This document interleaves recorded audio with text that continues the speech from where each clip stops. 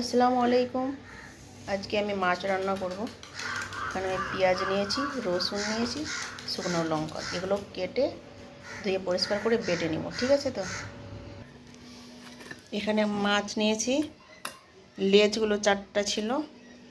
এখানে ফুলকপি অর্ধেকটা আছে।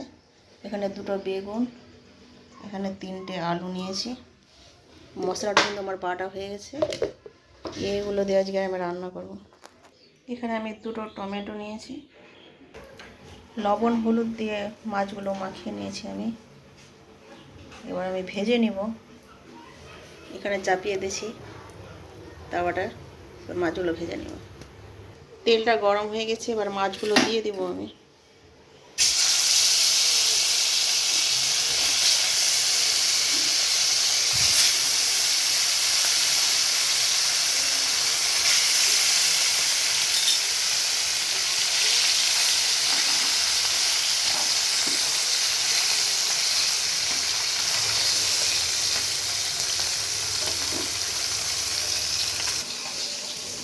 এ বাটা মশলাটা কড়াইয়ে দিয়ে দেবো। বাটা মশলাটা কড়াইয়ে দিয়ে দিব। মশলাটা দেওয়া হয়ে গেছে। এবার লবণ দিব, তেল দিব,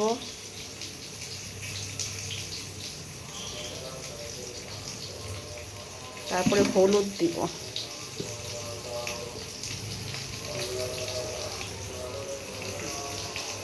আর একটু দিব।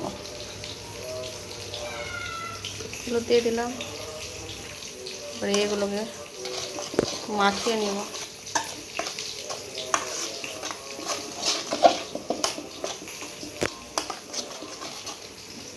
মাখানো হয়ে গেছে। মশলাটা মাখানো হয়ে গেছে। এবার কাটানো সবজিগুলো দিয়ে দেব। বেগুন, আলু, ফুলকপি এগুলো দিয়ে দেবো আমি।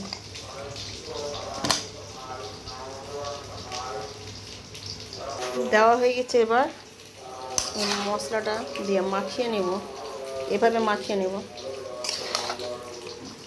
এভাবে করে মাখিয়ে নেব। ঠিক আছে তো? মাখানো হয়ে গেছে আমার। এবার 5 মিনিটের জন্য ঢেকে রেখে দেবো। হয়তো তোমরা ভাবতে পারো হয়তো যে কাঁচা মশলা আর কাঁচা তেল হয়তো গন্ধ করবে, কিন্তু গন্ধ করবে না। আর কাঁচা কাঁচাও লাগবে না, কাঁচা ভাবও লাগবে না কিন্তু, আর গন্ধ করবে না। মানে কষানোর মতোই কিন্তু টেস্ট আসবে। ঠিক আছে তো? দেখতে থাকো। এদিকে মাছগুলো আমার উল্টে দেবো।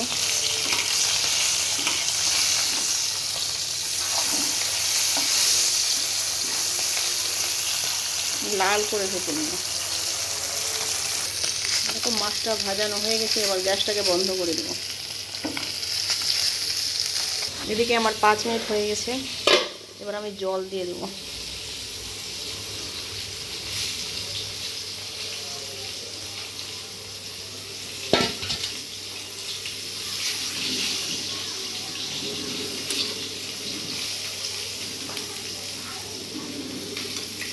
এবার ঢেকে দেবো। গ্যাসে চাপিয়ে দেবো। গ্যাসে চাপিয়ে দিলাম। 2-3 মানে বলক না আসা পর্যন্ত।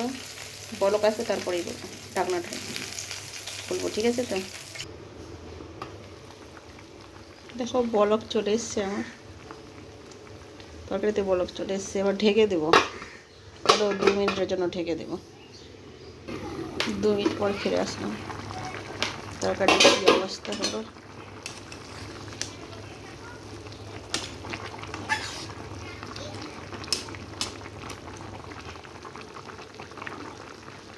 সিদ্ধ হয়ে গেছে আমার। টমেটোগুলো দিয়ে দেবো।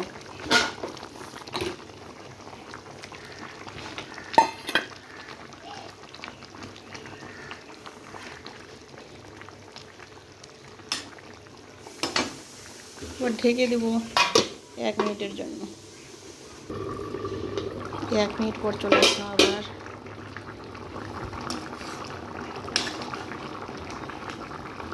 মাছগুলো দিয়ে দেবো।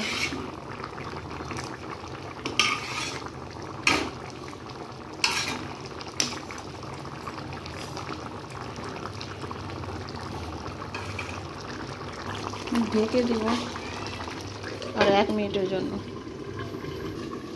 1 মিনিট পরে আবারই চলে আসলাম। এবার ধনে পাতাগুলো দিয়ে দেবো।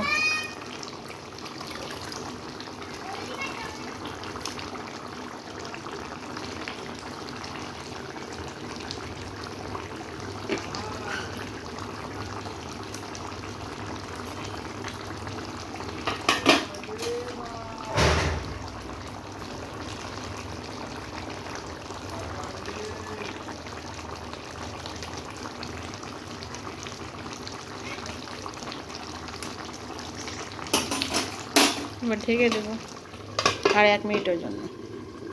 দেখো 1 মিনিট পর আবার আসলাম।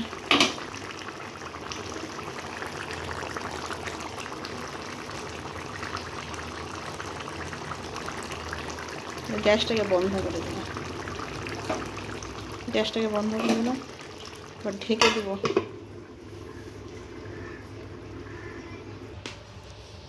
1 মিনিটের জন্য ঢেকে রেখেছিলাম। দেখুন মাছের তরকারিটা কীরকম লাগছে।